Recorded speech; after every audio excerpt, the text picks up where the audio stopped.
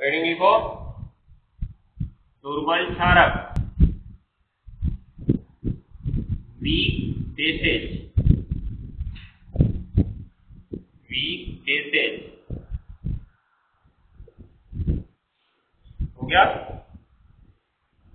तो जैसी परिभाषा हम लोग दुर्बल अम्ल की पढ़े थे वैसी ही परिभाषा हम लोग दुर्बल क्षारक की पढ़ेंगे। दुर्बल अम्ल की परिभाषा क्या पढ़े थे? ऐसे अम्ल जो जल में घोलने पर पूर्णतया वियोजित या आयनित नहीं होते हैं, बल्कि उनका कुछ भाग ही वियोजित या आयनित होता है। ठीक है। इसी प्रकार से हम इसको पढ़ेंगे कि ऐसे क्षारक, उसमें कुछ चीजें लिखवाए थे, ये लिखवाए थे ना प्रबल क्षारक या क्षार लिखवाए थे ना उसमें नाम एल्काली। हाँ तो ठीक है, चलो दुर्बल क्षारक में लिखो ऐसे क्षारक, ऐसे क्षारक जो जल में घोलने पर, जो जल में घोलने पर, जो जल में घोलने पर पूर्णतया आयनित या वियोजित नहीं होते हैं, पूर्णतया आयनित या वियोजित नहीं होते हैं,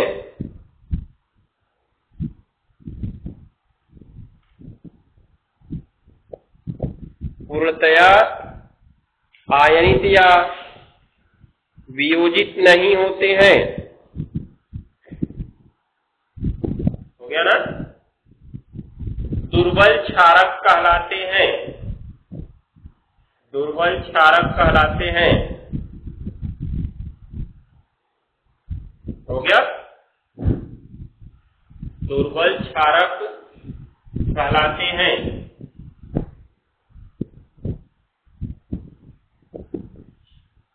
जैसे जैसे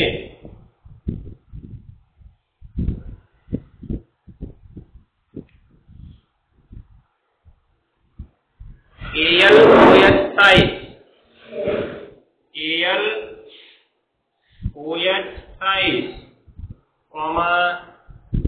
NH4OH ammonium hydroxide, ammonium hydroxide. हो गया ना? और लिख सकते हो FeOH। ये सब भी हमारे दुर्बल क्षारक हैं। प्रबल क्षारक में कौन कौन आया था? कुछ तरीका उसमें उससे पहले लिखवाए थे। क्षार धातुएं और क्षारीय मृदा धातुएं, एल्कोली मेटल और एल्कोली सॉइल मेटल आया था ना? ध्यान दिए ना? अर्थात फर्स्ट ए और सेकेंड ए, यही दोनों केवल प्रबल क्षारक होते हैं, बाकी जो होते हैं दुर्बल क्षारक ही होते हैं। तो एल्यूमिनियम जो हमारा है थर्ड ए में आता है, इसलिए दुर्बल होगा। ठीक है। Fe जो है Fe तुम्हारा शायद 26, 27, 28, 26 है ना? 8वें वर्ग में आता है। संक्रमण धातु है ये, ट्रांजिशन मेटल। ठीक है। ये एक संक्रमण धातु है, इसलिए क्या है? दुर्बल है। NH4OH अमोनियम हाइड्रोक्साइड, ये तो अधातु का है, लेकिन इसने भी अम्ल, ये क्षार क्यों बनाया था? क्योंकि जब अमोनिया हाइड्रोजन से जुड़ता है तो अमोनियम आयन बना लेता है, क्योंकि उसके पास इलेक्ट्रॉन की अधिकता थी ना। तो जिनके पास इलेक्ट्रॉन की अधिकता होती है वो लुईस क्षार की तरह व्यवहार करते हैं। किसकी तरह व्यवहार करते हैं? लुईस क्षार की तरह। तो इसीलिए ये क्षारक बना लेता है। अब लुईस अम्ल और लुईस क्षार क्या है, जब हम इलेक्ट्रॉन समझ लेंगे तब समझ पाएंगे उसको। ठीक है ना? ये ध्यान में रखना। लेकिन बस यहाँ पे नाम याद रखो, ammonium hydroxide, aluminium hydroxide, ferric hydroxide. ठीक है, आदि।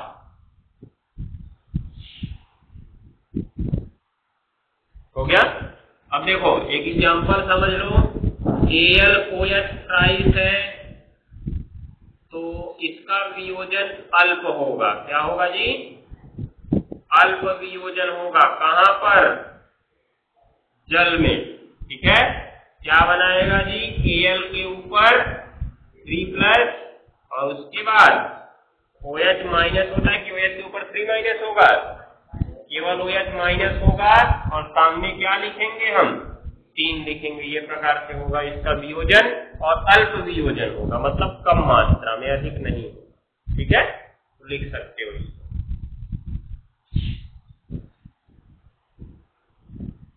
दुर्बल क्षारक की परिभाषा हो गई, नीचे लिखो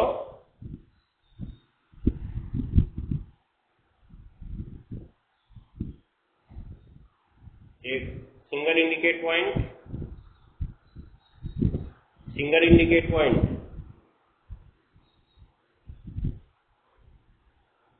कुछ महत्वपूर्ण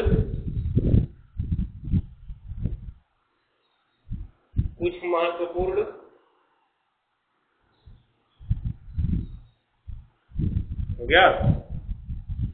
क्षारकों की प्रबलता का क्रम निम्न प्रकार है। कुछ महत्वपूर्ण क्षारकों की प्रबलता का क्रम निम्न प्रकार है।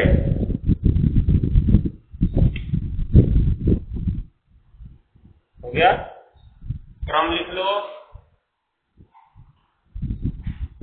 KOH, फिर NaOH, उसके बाद तुम्हारा BaOH ट्वाइस, उसके बाद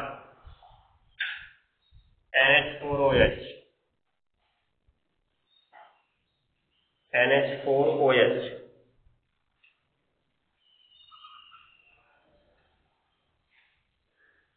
हो गया।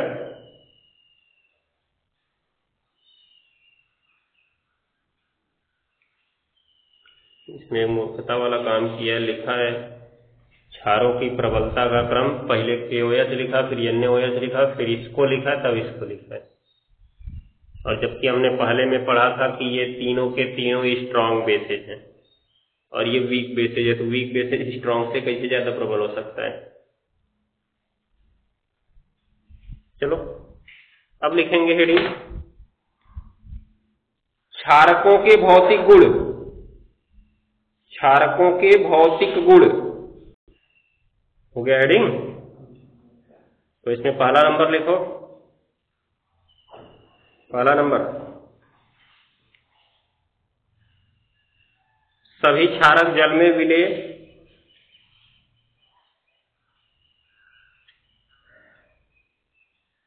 सभी क्षारक जल में विलय तथा स्वाद में तीखे और कड़वे होते हैं।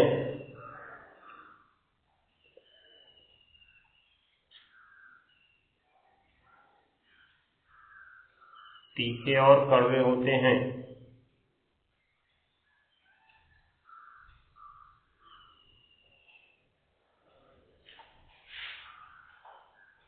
हो गया।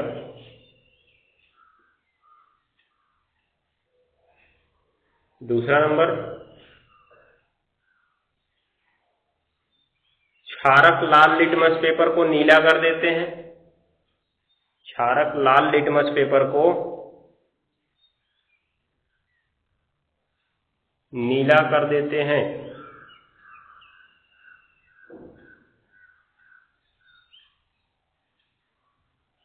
हो गया। आगे लिखो, क्षारक, अगला पॉइंट, क्षारक साबुन की तरह चिकने होते हैं। साबुन की तरह चिकने होते हैं।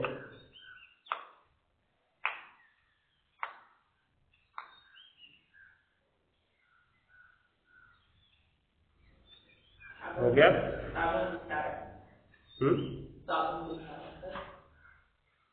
साबुन लवण है जो कि क्षारक से ही बनता है।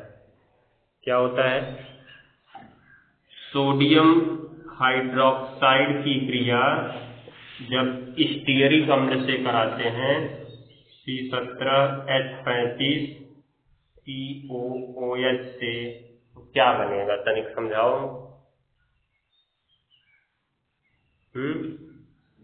इसमें क्या दिखा, COOH दिखा ना, इसका मतलब ये अम्ल है और उसका नाम है स्टीयरिक अम्ल।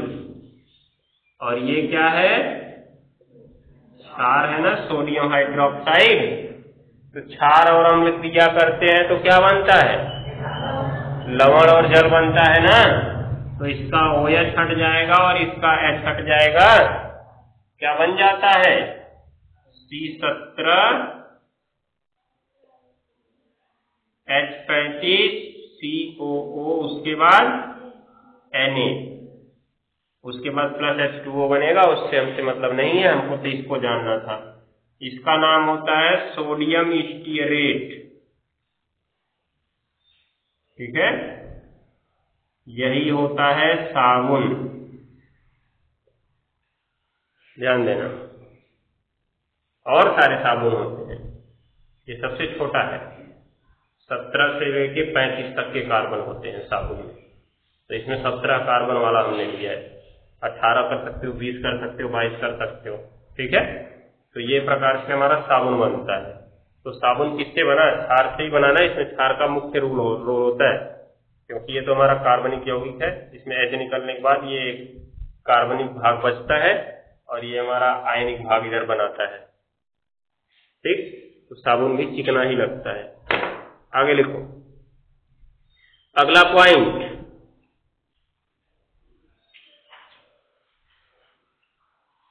क्षारक भी संक्षारक प्रवृत्ति के होते हैं। क्षारक भी संक्षारक प्रवृत्ति के होते हैं। संक्षारक कोई करेसिव, करेशन माने संक्षारण होता है ना, संक्षारक करेसिव होगा, CO।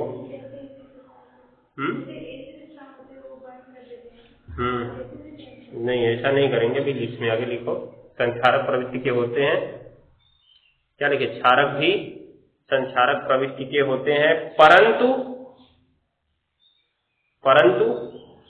हो गया ना, इनकी यह प्रवृत्ति अम्लों की तुलना में कम होती है।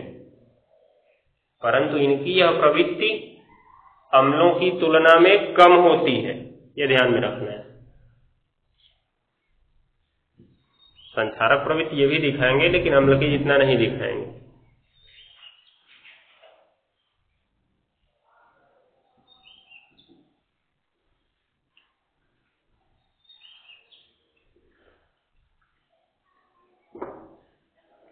हो गया, चलो अब लिखो क्षारकों के रासायनिक गुण, chemical properties of basis.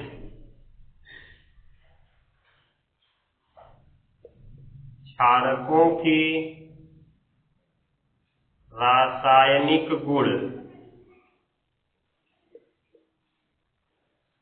Chemical CHEMICL, chemical property PROPERTIES of basis. English लिख लेना सभी लोग, केमिकल प्रॉपर्टीज ऑफ बेसिस, हो गया ना।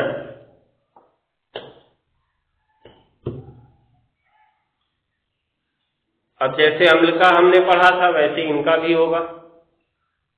तो ये क्या क्या करते हैं इनमें लिखो।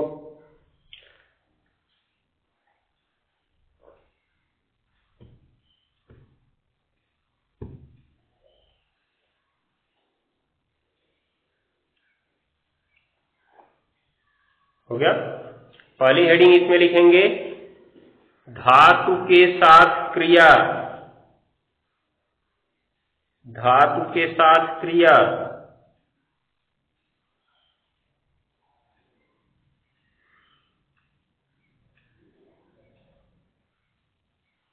धातु के साथ क्रिया, हो गया।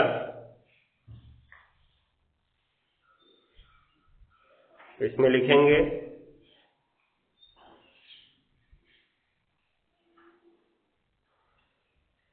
प्रबल क्षारक, प्रबल क्षारक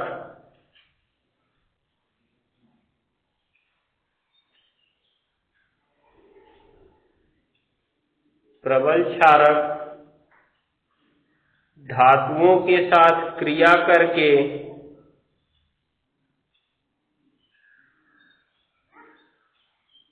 धातुओं के साथ क्रिया करके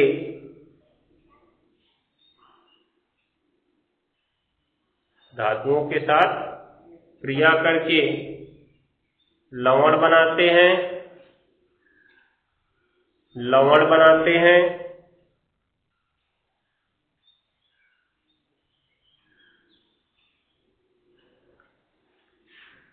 तथा H2 गैस मुक्त करते हैं। लवण बनाते हैं तथा H2 गैस मुक्त करते हैं। हो गया?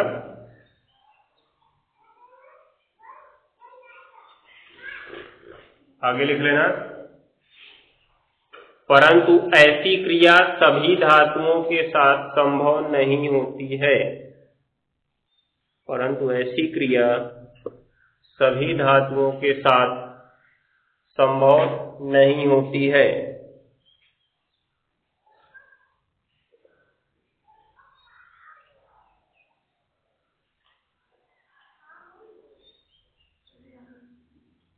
संभव नहीं होती है।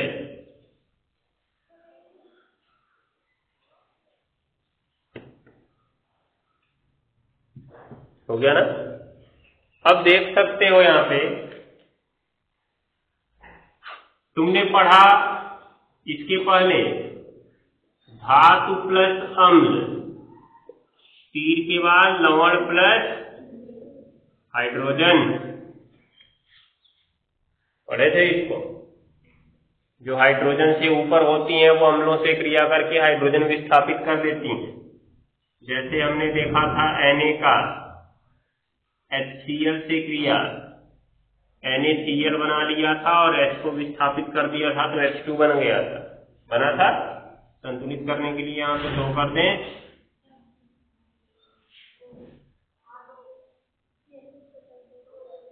यहां भी दो करना होगा। हो गया ना? ये प्रकार से था। तो इसमें हुआ क्या था कि जो अम्ल बना था उसमें अधातु का ऋणायन था और हमारे पास थी धातु। धातु अधातु से आसानी से जुड़कर लवण बना सकती है, बना सकती है ना? लेकिन क्षारक में एक प्रॉब्लम होगी। क्या प्रॉब्लम होगी ये ध्यान दो। जब हम लिखते हैं बेसिक कॉन्सेप्ट अपना कि धातु प्लस क्षारक, टी के बाद लवण प्लस क्या, H2 अर्थात हाइड्रोजन, ठीक है ना? तो धातु अगर मान लो हमने लिया, यहाँ पे सभी धातुओं से तो संभव नहीं होता है, मान लो हमने ले लिया, Na नहीं लेंगे क्योंकि घर NaOH लेंगे, एल्यूमिनियम ले लो। उसके बाद जब इसकी क्रिया NaOH से कराएंगे, NaOH से कराएंगे तो क्या बनेगा? अब देखो, इसमें तो सिंपल तरीका था। क्या तरीका था कि सोडियम जो था ऋणायन के पास चला गया था, क्योंकि H प्लस अम्ल से निकल जाता है ना, तो ऋणावेश बचता है। धातु के साथ ऋणावेश आसानी से जुड़ जाएंगे। क्यों? क्योंकि धातु में धनायन बनाती है और धातु में क्या बनाती है? ऋणायन। धनायन ऋणायन के साथ आसानी से जुड़ जाएगा। लेकिन अब तनिक यहाँ पर ध्यान दो तुम कि अगर इसमें से OH माइनस हमने निकाला और इसको Al के साथ जोड़ भी दिया तब तो फिर बन जाएगा AlOH ट्राइक की एक नया क्षार बन जाएगा। बनेगा कि नहीं बनेगा? अर्थात यहाँ पे प्रॉब्लम बढ़ गई है। क्या? कि धातुओं को जुड़ने के लिए यहाँ पर कोई अधातु नहीं है। कोई अधातु है क्या? नहीं। OH माइनस चला जाएगा तो प्रॉब्लम हो जाएगी। इसलिए यहाँ पर थोड़ा तरीके से बनता है। कैसे बनता है ये देखो। एल्यूमिनियम कितना प्लस वाला आयन बनाता है? 3 प्लस बनाता है ना। इसको इस धातु के साथ हमें जोड़ना है। तो ये वाली धातु तो हमेशा क्या बनाएगी, Na+ बनाएगी। तनिक ध्यान से समझना, ये Na+ जो है क्या इस धनावेश के पास जाके जुड़ सकता है? बहुत पहले से पढ़े होंगे, समान आवेशों में सदैव प्रतिकर्षण होता है। क्या होता है? प्रतिकर्षण। तो Na+ को Al3+ अपने पास बुलाएगा? नहीं बुलाएगा। तो हमें क्या करना है, किसी भी प्रकार से इस Al3+ को ऋणावेशित बनाना है। क्या करना है? ऋणावेशित बनाना है। अब ऋणावेशित बनाना भी है, हमको अपने द्रव्यमान संरक्षण के नियम का पालन करना भी है। द्रव्यमान संरक्षण का नियम कहता है हमने जो लिया वही हमारे पास मिलेगा या बनेगा, है कि नहीं है? इसका मतलब जो हमारे पास उपस्थित है हम उसी से इसको ऋणावेशित कर सकते हैं। ठीक है? अब सोचो किसके साथ इसको ऋणावेशित करोगे तुम? एल्यूमिनियम तो 3+ बनाता ही बनाता है, Na तो अपना प्लस बनाएगा ही बनाएगा, क्योंकि क्षार से Na+ निकल जाएगा, OH- निकल जाएगा। अब OH- को तुमने अगर लाके इसके साथ जोड़ दिया तो हमारा भ्रम हो गया, एल्यूमिनियम हाइड्रोक्साइड बन गया, प्रॉब्लम और बड़ी हो गई ना। और दूसरा हमको हाइड्रोजन भी नहीं मिलेगा। अब तनिक ध्यान से समझो, ये OH- बच रहा है, यहाँ बच रहा है ना, इसमें से हम H को उठा के भेजें इधर, क्योंकि H2 चाहिए ना हमें, तो H को उठा के भेजो तो क्या बनाएगा? H2 बना लेगा ना। वो क्या बचा अब यहाँ पे एक्स्ट्रा? ऑक्सीजन बचा ना। और ऑक्सीजन हमेशा कौन सा आवेश बनाता है? 2-। क्यों 2- बनाता है? क्योंकि ऑक्सीजन का देखोगे परमाणु क्रमांक होता है 8, मतलब 2,6। कितने की जरूरत होती है इसको? 2 इलेक्ट्रॉन की जरूरत होती है 8 करने के लिए, अष्टक नियम। इसलिए अगर इसको 2 इलेक्ट्रॉन ग्रहण करा दे तो इसका काम हो जाएगा। और 2 इलेक्ट्रॉन ग्रहण कब करता है ये? मतलब 2 इलेक्ट्रॉन ग्रहण करेगा तो इसके ऊपर कैसा आवेश आएगा? ऋणावेश आएगा, इसलिए 2 ऋणावेश आता है इसके ऊपर। अब सोचो, इसी ऑक्सीजन से हम इस एल्यूमिनियम को ऋणावेशित कर सकते हैं ना। अभी सीधे ले जाके इसको सोडियम के साथ जोड़ दो, तब तो सोडियम का ऑक्साइड बन जाएगा। हमें क्या बनाना है? लवण बनाना है ना। तो अब ऑक्सीजन को लेके चलो एल्यूमिनियम के पास। तो अगर तुमने Al3+ से एक ऑक्सीजन जोड़ा तो फाइनली बताओ अभी कितना आवेश आ रहा है? ये 3+ है और ये कितना माइनस है? 2 माइनस है ना। कुल मिला के +3 में से -2 घट जाएगा, तब भी कितना आएगा? अभी भी प्लस आ रहा है। मतलब जब हमने AlO किया तब भी इसके ऊपर प्लस है। अभी इसको ऋणावेशित करना है। ऋणावेशित करने के लिए कौन आ सकता है? केवल ऑक्सीजन ही तो एक्स्ट्रा बचा था, वही आ सकता है। एक ऑक्सीजन से नहीं काम चला, एक ऑक्सीजन और ले आओ तो बाद में संतुलन कर लेंगे ना अपना। एक ऑक्सीजन और ले आओ, एक ऑक्सीजन तुमने और ला दिया तो अब कितना ऋणावेश हो गया? 4। तो अब यहाँ पे 3 - 4 हो गया, अर्थात कितना हो गया? अब ये -1 हो गया ना। अब ये ऋणावेशित बन गया। अर्थात अगर हम AlO2 ले लें, क्या ले लें? AlO2, तब इसके ऊपर कितना आवेश आ सकता है? -1 आवेश आ सकता है ना। अब हम इसको किसके साथ जोड़ सकते हैं? सोडियम के साथ जोड़ सकते हैं। सोडियम पे धनावेश, AlO2 पे ऋणावेश, बन जाएगा हमारा क्या? एक ही है दोनों पे ना। तो नीचे कुछ लिखना नहीं पड़ेगा। क्या हम लिख सकते हैं यहाँ पे? Na के साथ कौन जुड़ जाएगा? AlO2 जुड़ जाएगा और H2 बाहर निकल जाएगा। तो यहाँ पे कॉन्सेप्ट हमें समझना पड़ेगा। जिस धातु से तुम क्रिया करा रहे हो उसको ऑक्सीजन के साथ जोड़ के ऋणावेशित बनाना है। क्या बनाना है? ऋणावेशित बनाना है किसी भी प्रकार से। भले ही ऑक्सीजन 4 जोड़ना पड़े, 5 जोड़ना पड़े, 2 जोड़ना पड़े, 3 जोड़ना पड़े, एक ही से काम हो जाए। ठीक है ना। ध्यान देना इस बात को, जितना जोड़ना पड़े जोड़ो, लेकिन उसको पहले ऋणावेशित करो, तब इस क्षारक वाली धातु के साथ उसको ऐड करो, हो जाएगा। जैसे हम देखें, अगर ये तो हमने तुमको समझा दिया, अब एक चीज तुम हमको समझाओ कि उसमें कौन सा ऋणायन बनेगा। इधर हम देते हैं जेडीएन, ठीक है ना, प्लस NaOH, जेडीएन प्लस NaOH क्या बनाएंगे अब इधर? जेडीएन तुमको बता देते हैं 2+ बनाता है। जेडीएन जो होता है क्या बनाता है? 2+। तो अब बताओ क्या करोगे? जेडीएन के पास ऑक्सीजन लेके जाओगे ना, तो पहले तुम एक ऑक्सीजन ले जाओगे तो माइनस से माइनस कट गया, कौन आवेश आएगा इसके ऊपर? कोई आवेश ही नहीं आया, हमको तो ऋणावेश करना था ना। इसका मतलब एक ऑक्सीजन और लेके जाओगे, एक ऑक्सीजन और लेके जाओगे तो कितने ऑक्सीजन हो गए?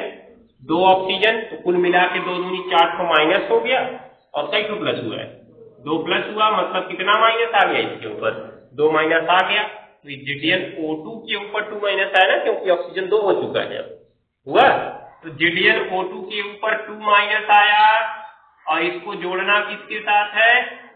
Na+ के साथ। तो इसका 1 और इसका 2, इसका 2 इसके नीचे, इसका 2 इसके नीचे, दिखाई दे रहा है? मतलब इसका 1 इसके नीचे, क्या बन जाएगा? Na2ZnO2 और प्लस क्या बन जाएगा जी बाहर? H2। देखो वहां पे कोई परेशानी नहीं हुई, हम 2 ऑक्सीजन लेके गए थे ना, OH से 2 ऑक्सीजन लेके गए थे ना, तो 2 हाइड्रोजन भी तो बच जाएंगे। वही दोनों हाइड्रोजन मिलके क्या बना लेते हैं? H2 बना लेते हैं। तो ये प्रकार से हमारा काम हो जाएगा। तो क्या बनाएंगे हम? इसको पहला लिखेंगे, पहले बेसिक कॉन्सेप्ट लिखेंगे अपना। कहां तक लिखे? हेडिंग लिखे खाली? अभी हेडिंग लिखे हो? तो इसमें लिखेंगे, लिखवा दिए ना, तब ये लिख लो, काली पेन से इसको लिखना। धातु प्लस क्षारक, तीर के बाद लवण प्लस हाइड्रोजन,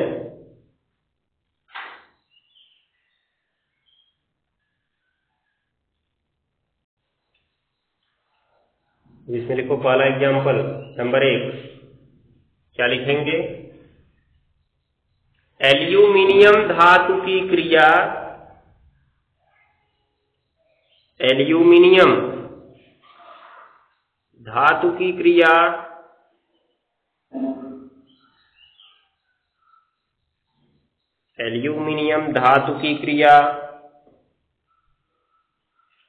सोडियम हाइड्रोक्साइड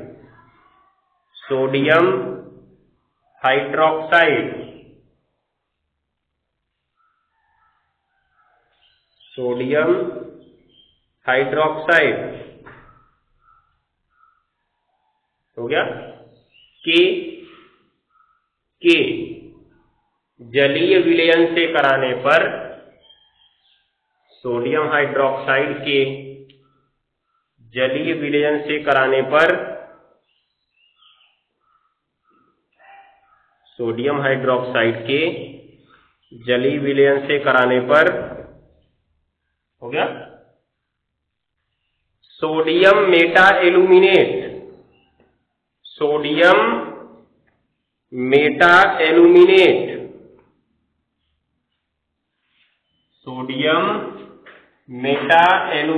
इसी का नाम है NaAlO2। कोष्ठक में सूत्र लिख लेना, सोडियम मेटा एल्यूमिनेट ब्रैकेट में NaAlO2 हो गया। बनता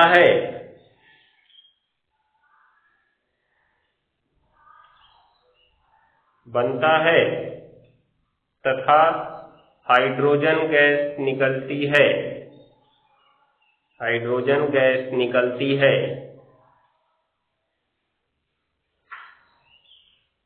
हो गया ना। तो ये रिएक्शन लिख लो, Al प्लस NaOH, गोला मत लगाना इस पे, तीर के बाद NaAlO2 प्लस H2। अभिक्रिया तो शायद संतुलित दिख ही रही है, नहीं दिख रही है?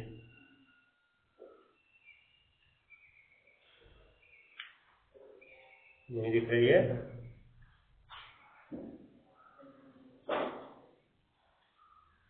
संतुलन के लिए यहाँ पे जल ले आना पड़ेगा क्या?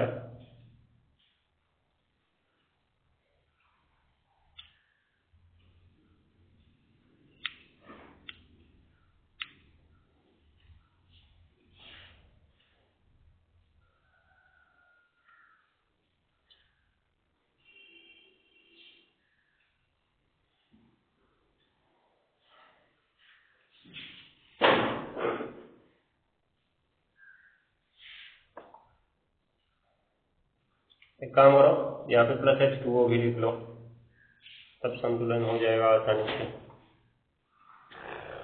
H2O का को लिखेंगे क्योंकि उसमें बोला ना हमने NaOH का जली विलयन, ठीक है, ये ध्यान देना, जली विलयन है तो कभी कभी जल का भी काम पड़ जाता है। यहाँ पे वैसे हम संतुलित करेंगे, देखो ये Na है, ये Al है, ठीक है, यहाँ भी NaAl है, दोनों बराबर है, लेकिन ऑक्सीजन और हाइड्रोजन ज्यादा मात्रा में हो रहा है, तो यहाँ पे जितना हम बढ़ाएंगे उतना ही यहाँ बढ़ाना पड़ेगा। इसका मतलब उतना ही सोडियम बढ़ता जाएगा और फिर उतना ही ऑक्सीजन बढ़ता जाएगा, हो जाएगा ना, तो परेशानी बढ़ती जाएगी। इसीलिए हम H2O कर लेते हैं, जल की भी जरूरत यहाँ पे पड़ सकती है, तो क्या करेंगे, प्लस H2O इसको किए हैं। अब इसको संतुलित कैसे करें, कितना हाइड्रोजन हो चुका है, 3 हो चुका है ना, और ऑक्सीजन कितना है, 2 है। अगर इसको यहाँ पे 3 कर दो, 3 1 4 ऑक्सीजन हो गया ना, 4 ऑक्सीजन, अरे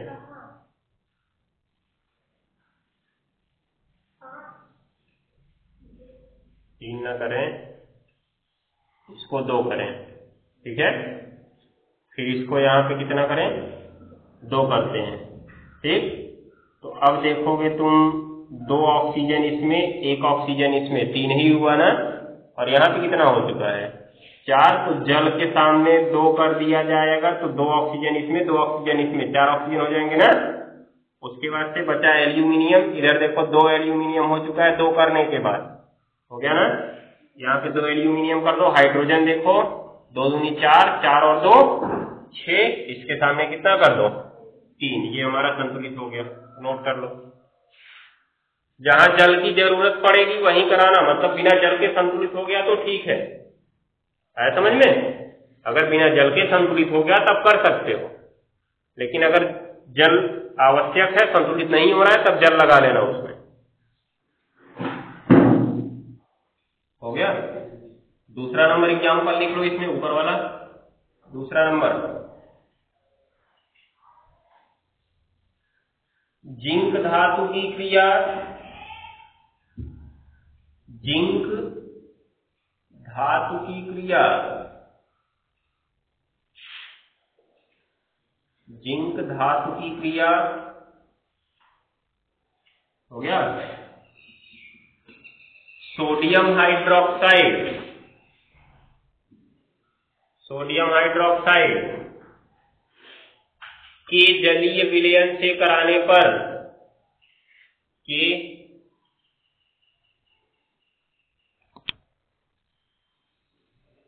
जलीय विलयन से कराने पर,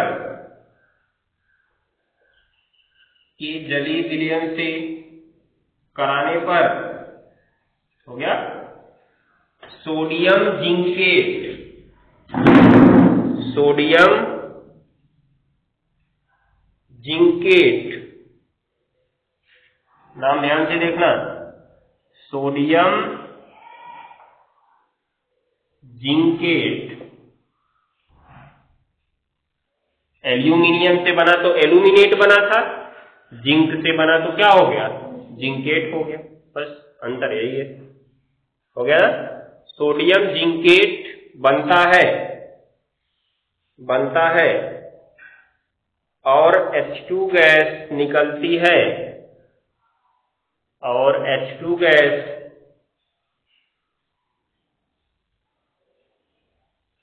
निकलती है, हो गया ना। तो ये वाला रिएक्शन लिख सकते हो, जिंक धातु है, इसकी क्रिया सोडियम हाइड्रोक्साइड के जलीय विलयन से करा रहे हैं, तो सोडियम जिंकेट हमारा संयोजकता के नियम से बना है, क्योंकि हमने देखा कि किस प्रकार से Zn2+ के पास 2 ऑक्सीजन गए तो 2 माइनस वाला रिलायन बना था, 2 ऑक्सीजन क्यों ले जाना पड़ा, इसका भी कारण हमने देख लिया, क्योंकि जब 1 ऑक्सीजन लेके गए थे तो कोई ऋणावेश नहीं आया था। ठीक है, तो ऋणावेश लाने के लिए हमको दूसरा ऑक्सीजन ले जाना पड़ा, जैसा कि इसमें ले जाना पड़ा था। तो इसमें ले जाने के बाद एक ही ऋणावेश आया था, क्योंकि एल्यूमिनियम ने 3 प्लस बना लिया था। इसको ले जाने के बाद 2 ऋणावेश आ गया, क्योंकि जिंक 2 ही प्लस बनाता है। ठीक है, 2 ऋणावेश आने के कारण कितने सोडियम इसके साथ जुड़े, 2 सोडियम जुड़े, इसलिए सूत्र बना Na2ZnO2 plus H2 hydrogen gas निकलती है। क्या लिखे, सोडियम जिंकेट बनता है और H2 गैस निकलती है। तो इस रिएक्टर को लिख सकते हो, संतुलन देखो पहले कर लो, अगर हो गया तो ठीक, नहीं हुआ तब जब इनको जोड़ेंगे। ठीक है, यहाँ पे देखो ये तो हो जाएगा, क्योंकि Na2 हो चुका है, यहाँ पे Na और Al बराबर हो चुके थे ना, इसलिए हमारी परेशानी बढ़ गई थी। यहाँ पे देखो सोडियम और जिंक अलग अलग मात्रा में, इसलिए यहाँ पे देखो 2 कर दो, 2 काम हो जाएगा, हो जाएगा।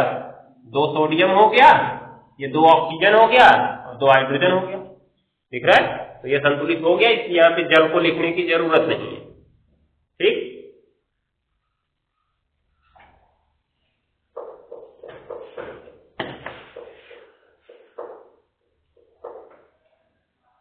अब ये रिएक्शन समझ में आया तो ठीक, नहीं समझ में आया तो रट लेना इनको, हो जाएगा।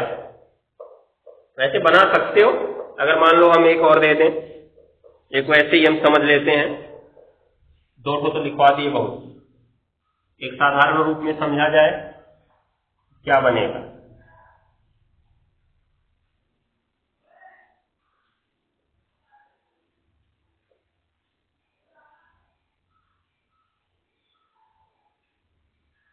मान लो हम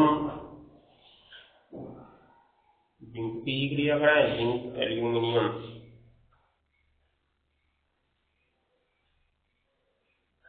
क्रोमियम देख लो, क्रोमियम। ठीक है, अब क्रोमियम में क्या होगा, क्रोमियम की क्रिया अगर हम NaOH से करा देते हैं, ठीक है, तो क्या होगा, इसमें तुमको क्रोमियम का आवेश पता होना चाहिए। क्रोमियम क्या बनाता है, 3 प्लस बनाता है। आया समझ में, क्रोमियम कितना प्लस बनाता है, 3 प्लस बनाता है। तो क्या होगा, इसका ऑक्सीजन आएगा, इसके पास आएगा, पहले कितना ऑक्सीजन आएगा, पहले 1 ऑक्सीजन आएगा, ऑक्सीजन पे कैसा आवेश आता है, 2 माइनस।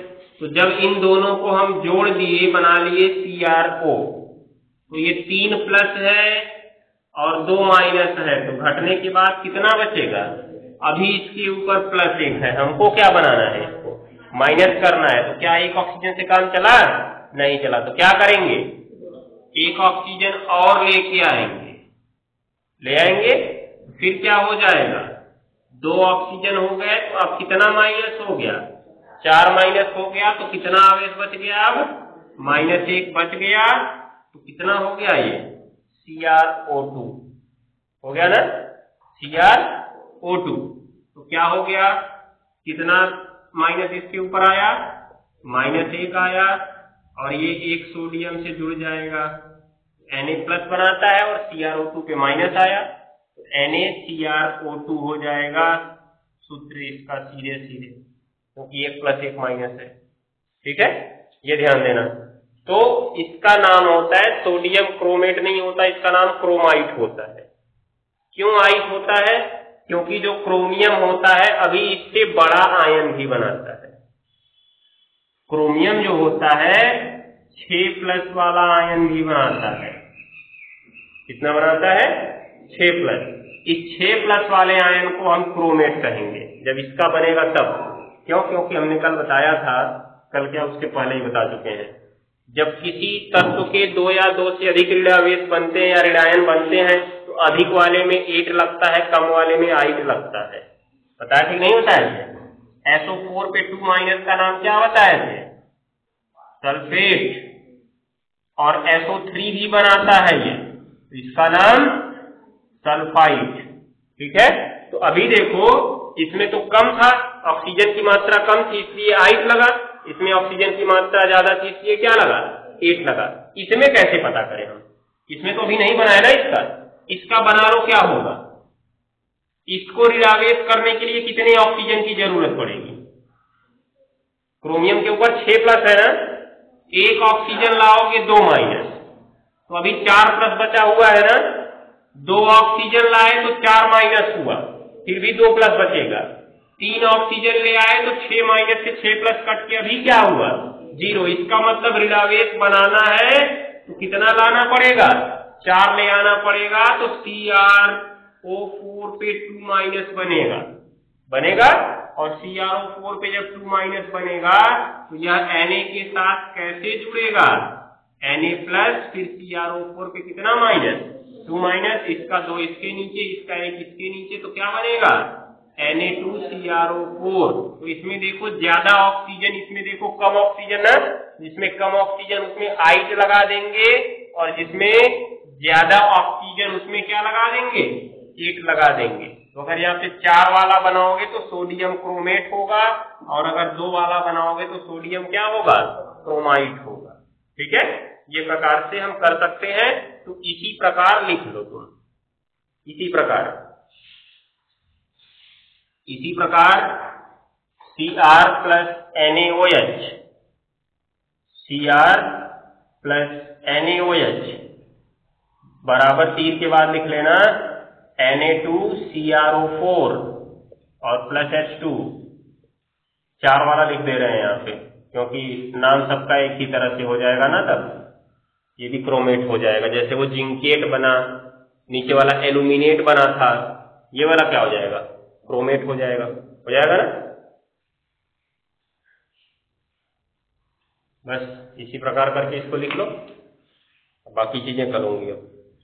तो ये रिएक्शन सब तैयार कर लेना, अगर बना सकते हो समझ सकते हो ऑक्सीजन ले जाके तो रिडावेस बना के तब धनायन जोड़ो, नहीं तो रट लो इनको। ठीक है, दोनों तरीका बता दिए, समझ लो जैसे तुमको करना है।